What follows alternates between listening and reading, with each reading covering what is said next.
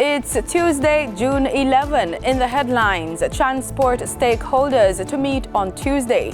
In business news, Lasco distributors to distribute dividends to shareholders. Regionally, Guyana's health ministry hopes to rid the country of malaria by 2030. And in sports, Trinidad prepares to host ICC Men's World Cup 2024 matches. This is the news on PBC Jamaica. I'm Simone Absalom Gale.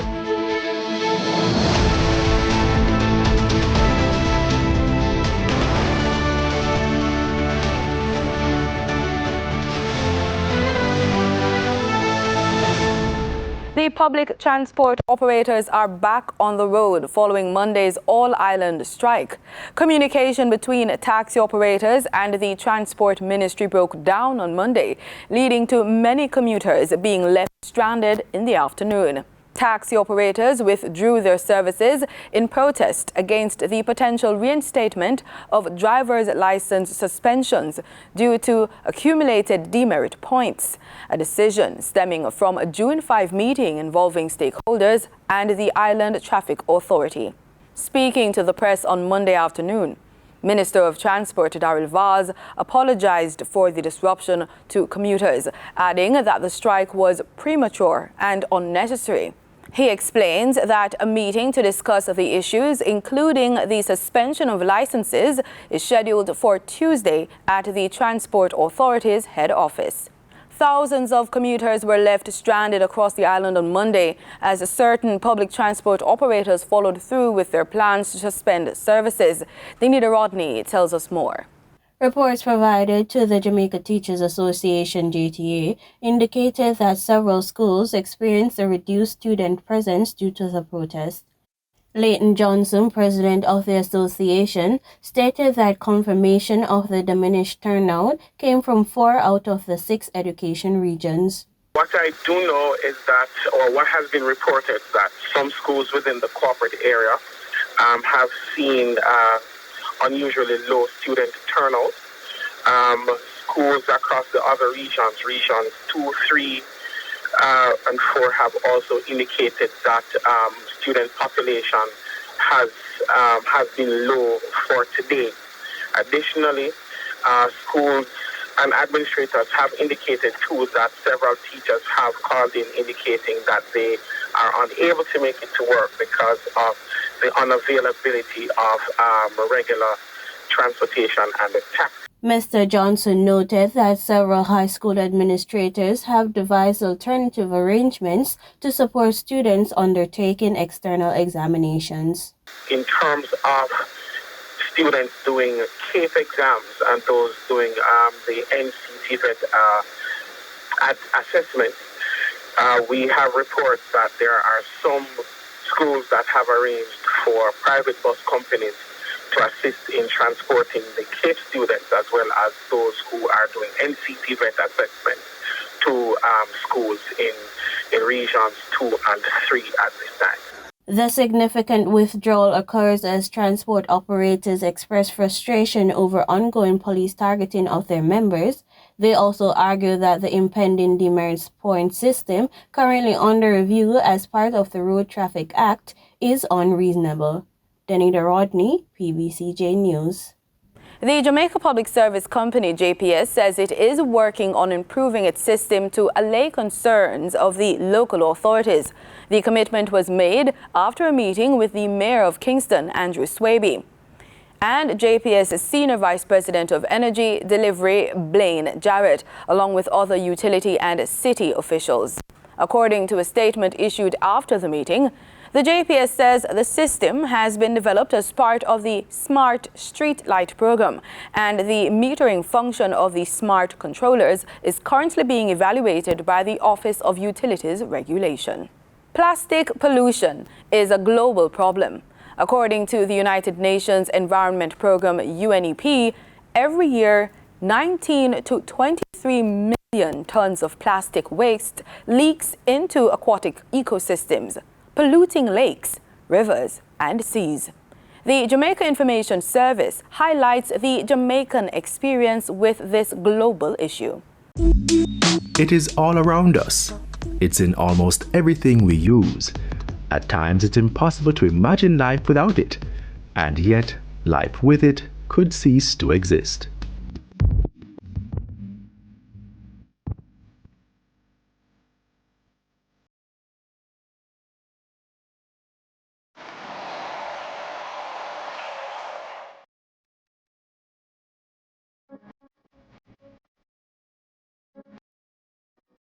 Plastic pollution is caused by the accumulation of plastic waste in the environment. It has extensive impact on the environment, marine life, and human health, contaminating waterways, harming wildlife through ingestion and entanglement, and disrupting ecosystems.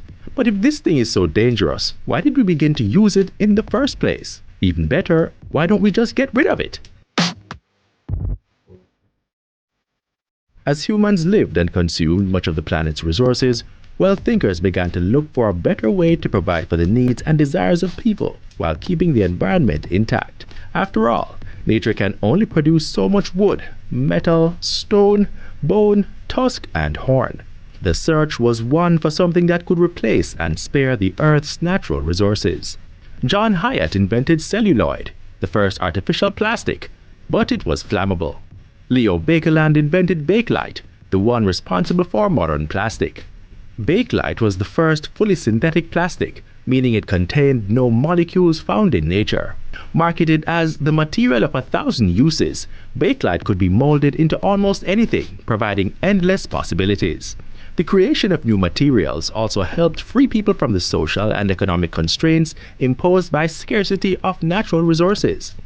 When advertisements praised celluloid as the savior of elephants and tortoise, of course that's something humans could get behind.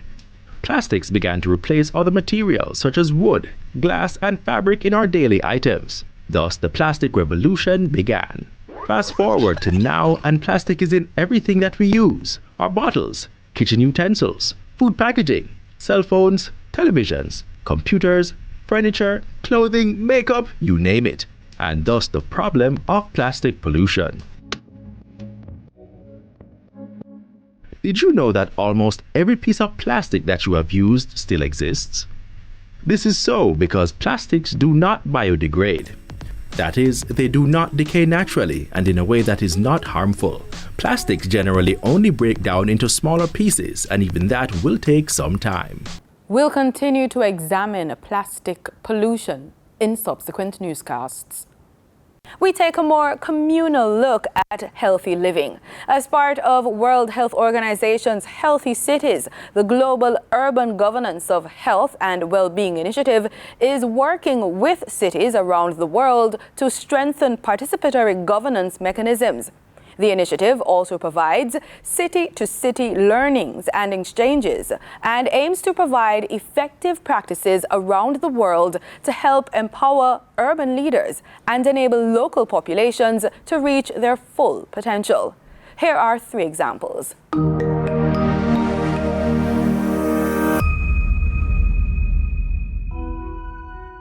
As we move well into the 21st century, rapid urbanization continues to transform the way we live, work, and interact with one another. To help these cities reach their full potential, good urban governance plays an essential role by ensuring that residents have equitable access to resources and commodities, and that there are mechanisms in place to allow for the active engagement of many stakeholders. The World Health Organization has identified several good examples of civic engagement practices and participatory frameworks in Switzerland, in which decisions are determined through the engagement of and dialogue between local communities and decision makers. Just 15 minutes away in the city of Geneva, local residents representing over 190 different nationalities voiced a need to create a space of their own where they could find community resources and gather safely in one place. Au début des années 2000, ici ce quartier a commencé de se construire. Donc il y a eu tout ce qu'on appelle une démarche participative, c'est-à-dire qu'il y a eu beaucoup de séances où on a consulté les habitants de ce quartier pour savoir qu'est-ce qu'on allait faire. Après toute cette période de consultation avec les habitants, de faire un espace de quartier. In the capital city of Bern, many stakeholders came together to help transform residential streets into a social space for the local community. The hope of this project is, of course, to now empower more citizens and more cities to try to do the same. As part of its Healthy Cities program, the World Health Organization has launched its initiative on urban governance for health and well-being in 2020, which focuses on supporting local policies and programs around equitable health and well-being through innovation and multi-sectoral approaches. We encourage decision makers to support the active engagement of communities and to invest in consultative processes which can bring about innovative solutions. This approach can ensure that cities are more cohesive, inclusive, and healthier for all.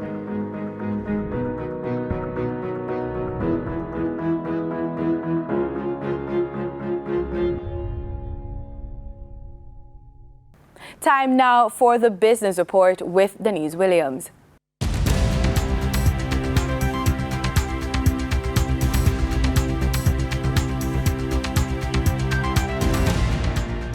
Good day, everyone, and thank you for joining us on the Business Report.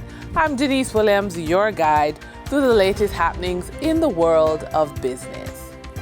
For the second time this week, investors can look out for dividends as passive income based on corporate announcements. Lasco Distributors Limited has advised that a meeting of its board of directors is scheduled to be held on Monday, June 17, 2024, to consider and, if thought fit, recommend the payment of an interim dividend. Lasco Manufacturing Limited has advised that a meeting of its board of directors is scheduled to be held on Monday, June 17, 2024, to consider and, if thought fit, recommend the payment of an interim dividend. Caribbean Cement Company Limited has advised that its board of directors has recommended a dividend of $1.9655 per share payable to shareholders. The proposed record date is July 23, 2024, and the proposed payment date is September 3, 2024. Beneficial ownership is a critical report that allows governments to understand who owns the companies and also help to prevent terrorists from laundering money through registered companies. Mrs. Judith Ram-Logan, attorney at law and head of the Corporate Services Unit of the Jamaica Stock Exchange, discusses the role of the unit in helping companies report their beneficial ownership structure.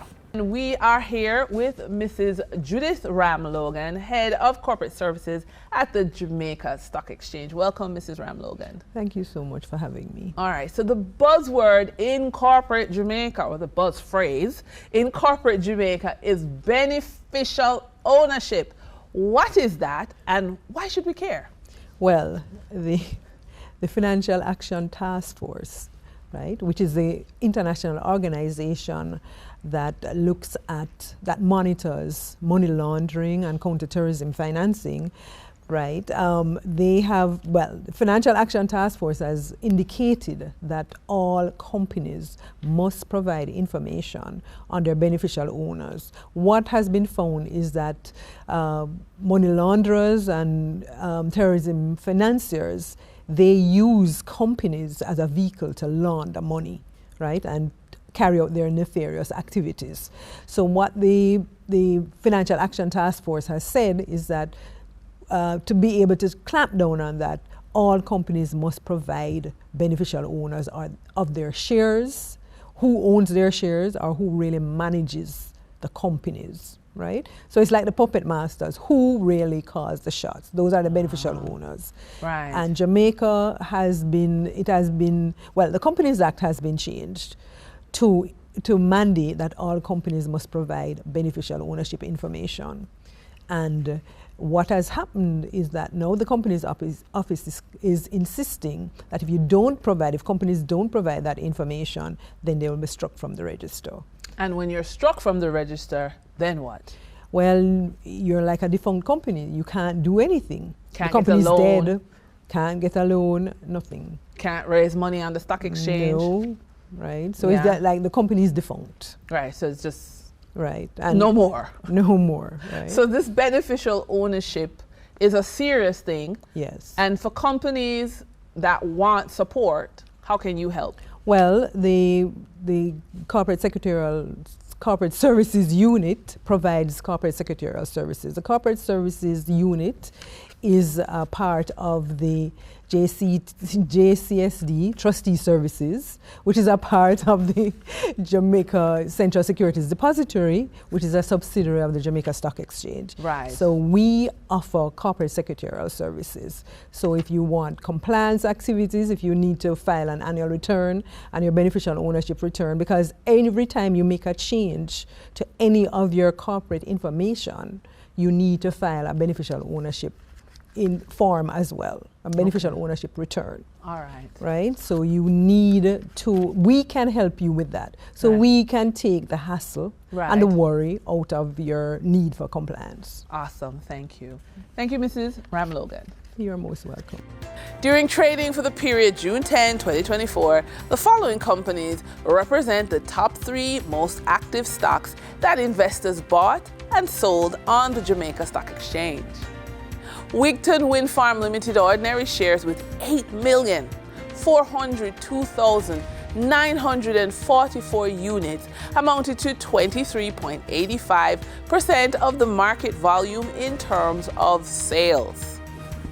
JMMB Group Limited 9.5% shares came in at 5,633,675 units, amounting to 15.99% of the market volume in terms of sales. Sagicor Select Funds Limited Financial with 4,885,533 units amounted to 13.87% of the market volume in terms of sales. Moving from the money moves of investors, executives, and companies, we turn to the Forex market. On June 10, 2024, the Bank of Jamaica reported that US $53.5 million was bought from Forex traders, while US $61.1 million was sold to Forex traders. Buying directly from the Bank of Jamaica, foreign currency traders sold the US dollar for $156.10 and bought the US dollar for $154.75. The difference between the buy and sell rate was $1.35, which represents a profit for Forex traders for every US dollar traded. Canadian Forex traders earned a trading profit of 89 cents from transactions with the Bank of Jamaica. The Canadian dollar was sold at $114.43 and bought for $113.54. For traders looking at the British pound, they pocketed a profit of $6.01, selling it for $200.11 and buying it for $194.11. For our credit report tip of the day, in today's financial world, a strong credit score is more than just a number. It's a report card that banks use to help you unlock your full financial potential. So visualize yourself in your dream home. A robust credit score makes mortgage approval easier and more affordable, turning home ownership into a reality with lower interest rates. And with that, we wrap up today's business report. I'm Denise Williams. Appreciate your company. Stay well informed, stay ahead of the curve. Until our next update, take care. In regional news, malaria, a potential life-threatening but curable disease spread to humans by mosquitoes, substantially affects people living in Guyana's indigenous regions. Cognizant of the burden of this disease, Guyana's Ministry of Health is distributing treated mosquito nets in at-risk communities so that people can be protected from the mosquitoes. As he helped to distribute these nets, Health Minister Dr. Frank Anthony said the local health authorities have an ambitious goal of eliminating malaria from Guyana by 2030. Overall in the country, we have close to 60-something thousand bed nets that we will be distributing. And the regions that we have targeted is really regions 1, 7, 8, and 9. And that's because malaria remains endemic in these regions. And we have taken on a different task. And that task is not just to treat people with malaria. In the past, our approach to malaria would have been that malaria is inevitable in these regions, and therefore people at some point would come to us, we diagnose it, we treat it, and that's the end of that. And next year, you get reinfected, you come back, we do the same. What we are aiming to do is a little bit different. We have set ourselves a target that before 2030, that we would be able to effectively eliminate malaria as one of the diseases that we have to deal with in Guyana. Because some of you might have been in this area for a long time, you might think that it's a very daunting task. And indeed, it's problematic, it's daunting, it's not without its challenges. But I think if we put our minds together, that we would certainly be able to eliminate malaria. Now, here is the issue. We have done a lot of studies. We know how malaria is being transmitted. We know what is transmitting the malaria, the mosquito, right? We know how people get infected. So we know all of that. And what we have to do is to, at each of the appropriate part in the life cycle, we need to break the chain. This is a simple thing. We were taught all of this in primary school, secondary school. I think everybody would have known that. But why is it that we're not using this knowledge that we have to make sure that we prevent the spread of malaria? And I think that's where the challenge lies, because what we need to do is to remind people that they have this knowledge already. What we want to do is practice what you know.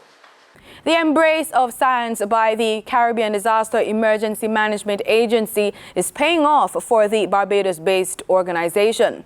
Executive Director Elizabeth Riley says it has enabled SEDEMA to greatly improve its analysis and models in times of crisis. They've upgraded the quality of their models, the kind of granularity that we get, so we can tell a country on your west coast, you can expect storm surge of 10 to 12 feet, and on the east coast, you would expect it at 15 to 18. We can go to that level and also advise territories on where you want to think about evacuation. So we're using the science a lot more and in a very tangible way that impacts on people's lives. We partnered with financing from the Caribbean Development Bank, thank you very much, along with the government of Norway. And this training is going to start in 7 of our states within the next month or so. And we've worked with the CANTA, which is the Regional Organization of Training Institutions, to integrate it as a part of the Caribbean Vocational Qualifications, the CVQ. So it is now being offered as a part of training for artisans. And I think this is going to be a game changer in the next 20 years to come. Trinidad and Tobago's Minister of Energy and Energy Industries, Stuart Young, says CARICOM is diligently working to become a climate-friendly region. He made the point as he addressed the opening ceremony of the Energy Chamber of Trinidad and Tobago's Caribbean Sustainable Energy Conference on Monday. Here with the story is Terrian Brown Campbell. Minister of Energy and Energy Industries, Stuart Young, says there's a commitment within the region to increase the percentage of renewables in the energy mix. The Caribbean community has set a target of 47% renewable energy contribution to total electricity generation by 2027 and 55% by 2030. It's estimated that Caribbean islands will need to add 4 gigawatts of renewable energy capacity, requiring approximately US $9 billion in additional investment to comply with their nationally determined contributions. The energy minister notes this country is playing its part in moving the region toward becoming a more environmentally friendly part of the globe. There are plans for inviting proposals for utility-scale projects, solar projects, utilizing reclaimed lands previously used for quarrying. The Ministry of Energy and Energy Industries has identified vacant state lands located in northeast Trinidad that are suitable for solar utility-scale projects. He estimated that the establishment of these new solar utility projects, combined with those already underway, such as Project Lara, will meet this country's 30% goal of power generation from renewable sources.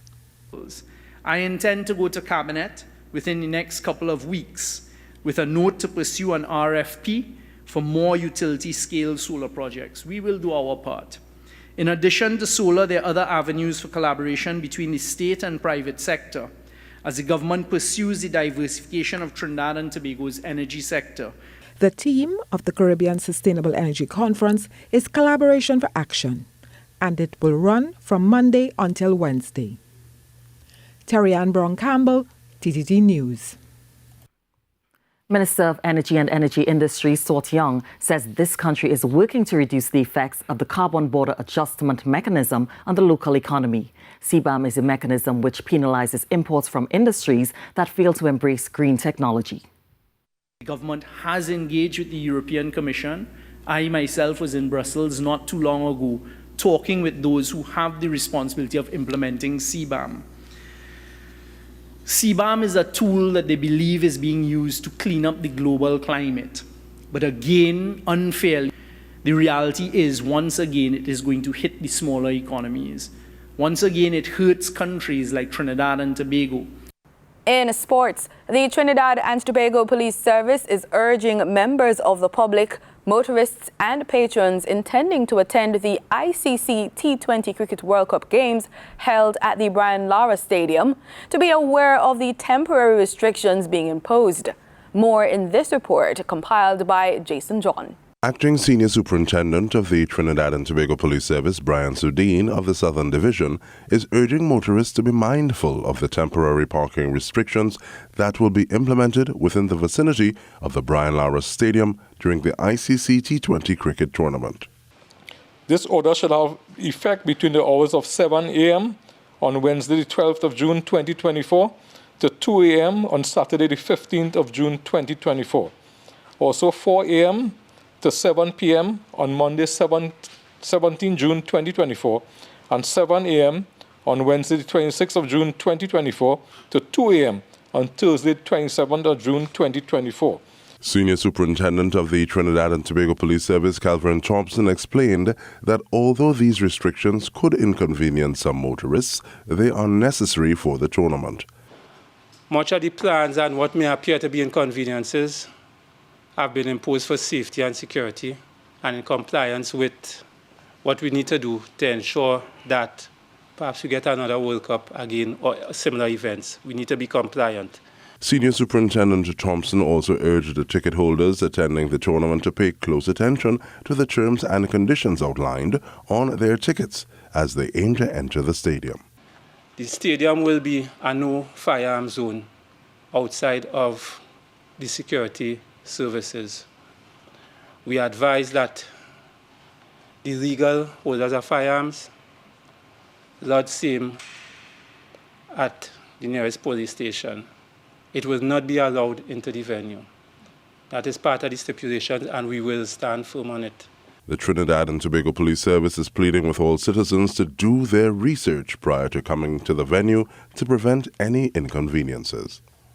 And that's it for the news on PBCJ. You can follow us on our social media platforms at PBCJamaica. Thanks for watching.